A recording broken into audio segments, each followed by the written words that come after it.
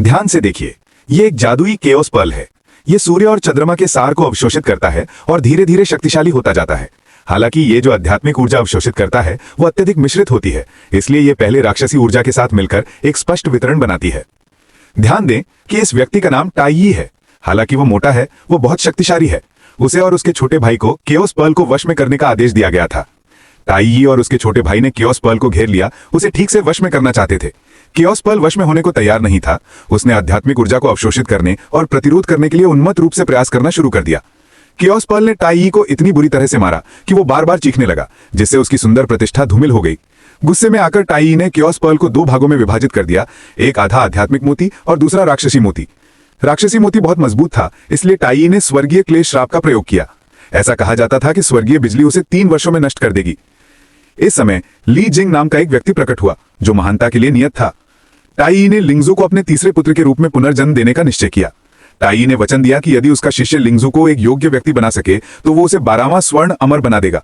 लड़के का नाम नेजा रखा गया।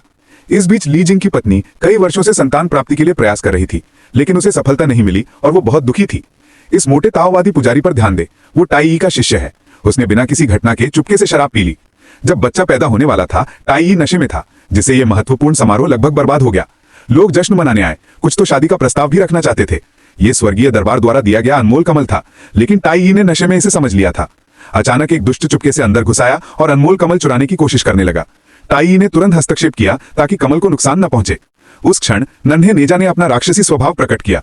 टाइयी ने सबको बताया कि यह दानव ऑर्ब का पुनर्जन्म है और उसने अपने राक्षसी स्वभाव को दबाने के लिए ब्रह्मांड वलय का प्रयोग किया। ली जिंग की पत्नी अपने बच्चे को घायल देखकर सहन नहीं कर सकी और नेजा की रक्षा के लिए दौड़ी। सभी ने ली जिंग को व्यापक हित के बारे में सोचने की सलाह दी। आखिरकार चैनतांग दर्रा राक्षसों का विरोध करने के लिए एक महत्वपूर्ण स्थान था। ली जिंग ने अपने बेटे के लिए विनती की, कहा कि बच्चा निर्दोष है और वो उसे उचित अनुशासन देगा। शाही चिकित्सक ने कहा कि अगर वो उसकी जान भी बख्श दे तो भी कोई फायदा नहीं होगा। त्यांजी 3 साल में उसकी जान ले लेगा।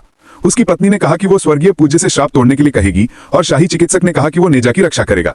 3 साल बीत गए और हवेली में कैद नन्हे नेजा के पास दिन भर बदतमीजी करने के अलावा कोई काम नहीं था। नेजा दीवार पर बैठा कहता रहा कि वो बाहर का नजारा देखना चाहता है। उसकी मां अपने बेटे के साथ खेलना चाहती थी, लेकिन सरकारी कामों के कारण उसे हमेशा देर हो जाती थी। उसकी मां आखिरकार नेजा के साथ शटलकॉक खेलने में कामयाब हो गई, लेकिन नौकरों ने उसे ये कहकर मना कर दिया कि यह बहुत खतरनाक है। जैसे ही वो मजे कर रहे थे, एक जरूरी सैन्य रिपोर्ट आ गई और उसकी मां को फिर से जाना पड़ा। नेजा ने कहा कि उसे अपनी मां की व्यस्तता की आदत हो गई है। हमेशा एक ही वादा होता था। 2 अमर लोग हवेली के बाहर सुरक्षा घेरे पर पहरा दे रहे थे। हालांकि एक बहस के कारण नेजा अपनी जिम्मेदारी भूल गया और बहस के दौरान चुपके से बाहर निकल गया। बाहर बच्चों का एक समूह लुका छिपी खेल रहा था। गिनती करने वाले बच्चों ने नेजा को भी गिनती में शामिल कर लिया। बच्चों ने नेजा से छुटकारा पाने के लिए कई जाल और तंत्र बिछा दिए। उन्होंने जालों में भयानक चीजें डाल दी ताकि नेजा को तकलीफ हो।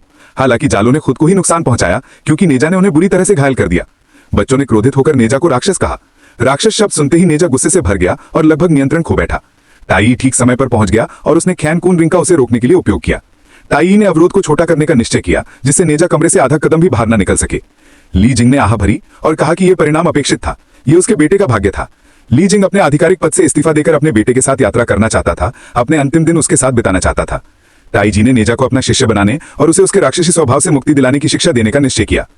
टाइयी एक धर्मात्मा नेजा को अमर कलाएं सिखाने के लिए एक जादुई दुनिया में ले जाता है। टाइयी पहले नेजा को रूपांतरण सिखाता है, जिसे नेजा जल्दी सीख लेता है और असाधारण प्रतिभाशाली है। खेलते समय नेजा भंडार घर में टाइयी का खजाना तोड़ देता है। गहरे महल से एक तेंदुआ प्रकट होता है और नेजा को बताता है कि उसके साथ छल किया गया है। वो वास्तव में एक राक्षस का पुनर्जन्म है। अपने जन्मदिन के भोज पर टाइयी नेजा को जादुई अग्नियुक्त भाला और ब्रह्मांडीय अंगूठी देता है। टाइयी ने नेजा को एक आत्मशक्तिशाली वाहन, जिसका नाम पवन अग्नि चक्र था, वो भी दिया। ली जिंग की पत्नी अपने बेटे को उदासी से देखा, क्योंकि वो उसे बस बड़ा होते हुए देख सकती थी। पिता ने नेजा को उसकी सुरक्षा की कामना करते हुए एक शांति मंत्र दिया। नेजा ने गुस्से में कहा कि वे सब उसे झूठ बोल रहे हैं। असल में वो उसे बंद करके उसके मरने का इंतजार करना चाहते थे। नेजा ने यानकी में अराजकता फैलाने के लिए जादू का इस्तेमाल किया। सब घबरा गए और चारों तरफ भाग गए।